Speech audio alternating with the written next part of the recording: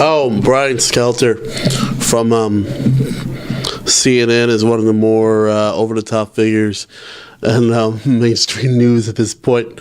And he had on his show, Reliable Sources, he had Michael Wolff on. Michael Wolff is probably most famous for writing the man who owns the news about Rupert Murdoch. And what happened was very surprising, at least in terms, especially from the face of Skelter. And I think just about anyone who watched this, here we go. To cover him. My next guest says there's a mutual obsession here that's actually bad for both sides. Joining me now is Michael Wolff, columnist for The Hollywood Reporter and writer for Newsweek. Good to see you. Nice to see you. You wrote in your most recent column that the media keeps losing to Donald Trump. How so? Is it a trap that the journalists are falling into? Yeah, I think it certainly is a trap, and I think we're in this unusual position of what we think is covering Donald Trump turns out to be, in a sense, actually what we think is debunking Donald Trump turns out to be supporting Donald Trump. So when we fact-check misstatements he says, that helps him. Well, I wouldn't say it helps him, but I kind of agree with Wolff. I think that the media is in a very strange place right now, in that the more that they are aggressively attacking Trump, the more that it proves Trump right that the media is out to get him. So they're in a strange place where they have to act as a fact checker on one hand, and on the other hand, they have to, if they act too aggressively as a fact checker, that they could lose the plot completely. I think it's quite interesting. I think it does. I mean, I think we're doing, he in every situation seems to be provoking an overreaction. So we go into a fit of apoplexy, and what we set up is, as we try to go after his credibility, our credibility becomes equally a problem. I've heard other people make this argument that there's hysteria from the national news media right now. I don't see individual journalists acting hysterical, but maybe the abundance of coverage comes across that way? Well, first thing, I think that's not true. I think individual journalists are, in many cases, having a nervous breakdown. Sure, very much so. A good example, The New Yorker. The New Yorker has 100 years, has had one style of journalism, very detailed, very close reporting. Mm-hmm. Since the election, David Remnick, the editor of The New Yorker, has gone off in fits of bloviation, never seen in The New Yorker before. No facts, no nothing. He knows nobody in this new administration has done no reporting, and yet the world is coming to an end, in his view. Remnick, if you're come on the program, debate Michael Wolff, but let me channel him for a moment. He said to me at a recent panel discussion, this is an emergency. Journalists have to act differently. It sounds like you just disagree with that. Totally. What is the emergency other than the fact that he is personally offended and upset and worried? As much as I am personally upset and worried about some of the moves that Trump has made, Wolff is right. Look, when you elect a hard right-wing president, you can't expect him to not act like a hard right-wing guy. And I think he's hitting the nail on the head. I really agree with Wolff on just about all this. You also made the point about reporting.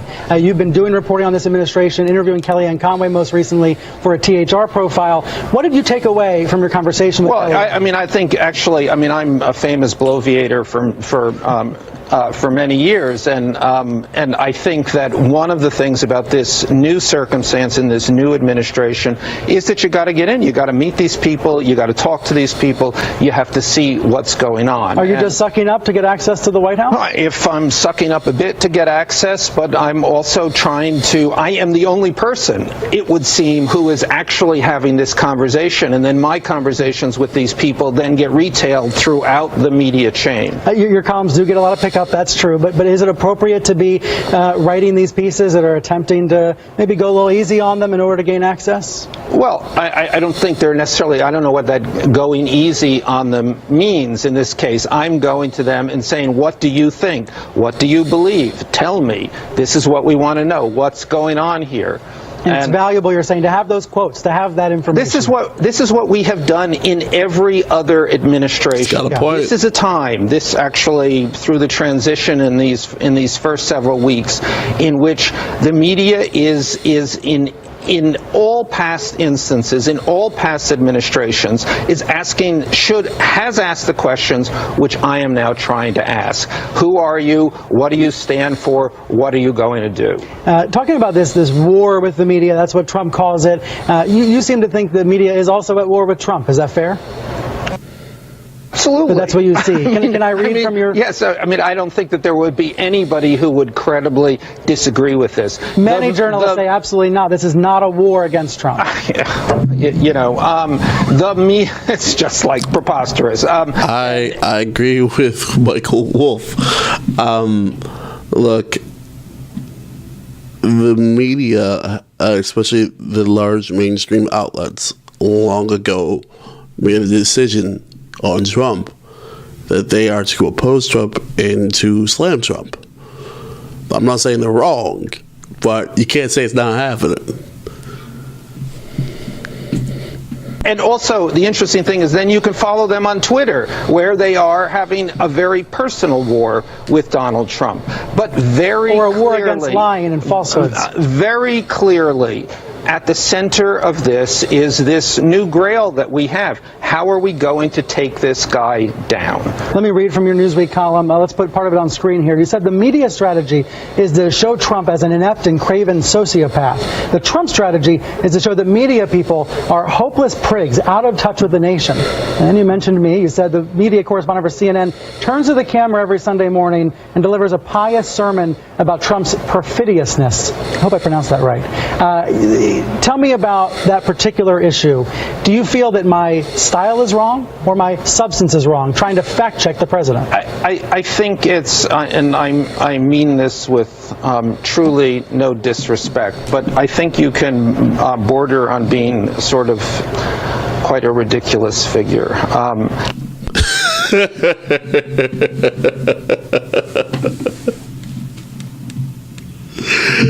Oh man, I love the idea of someone coming on my show and calling me a ridiculous figure. Oh wow. This is brutal. Wow. And I can't dispute it. It's a really good argument. It's not a good look to repeatedly and self-righteously defend your own self-interest. The media should not be the story. Every week, in this religious sense, you make it the story. We are not the story. You think there's room for 1 hour a week on CNN for this? Listen, I love your show. I just wish you wouldn't turn to the camera and lecture America about the virtues of the media and everyone trying to attack it. The media will be fine. The media doesn't need defending in this moment? The media does not need defending by the media, certainly. And so far the media is, I mean, the New York Times front page looks like it's 1938 in Germany every day. No, it does not. Give me a break. The New Yorker is, as I say, has left all of its standards behind and now become, an opinion vehicle constantly. you either think this is an unusual presidency or you don't, right? Isn't that the divide? You either think this is a highly unusual and fact-free world, or you don't. It seems that you think this is sort of normal like every other presidency. All new presidencies are unusual. I think they're both right.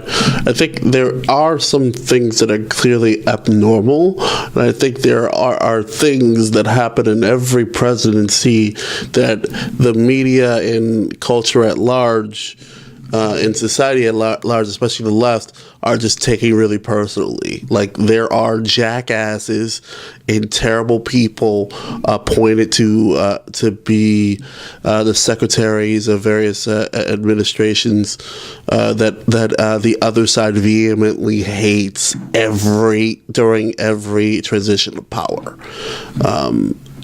And I think people are just paying more attention to it because they don't like the guy holding the banner. On the other hand, there are some extraordinarily awful acts, like take things like the use of executive orders in a broad-based and swift way. Not the most in history, at least not yet. We're early, but he's on pace for crushing George W. Bush's record, crushing him, and that, in the fact that there's already this belief that Steve Bannon in particular is has terrible ties to white nationalists roots, who some believe that. We know he's got connection to Breitbart, and there's lots of issues with Breitbart, but some of these things are extraordinary. A lot of them are. And I think that the extraordinary is so complicated that a lot of the anger is being deflected on the things that are average. And I think that's what Wolff, he didn't quite articulate, but I think that's kind of what he hinted at.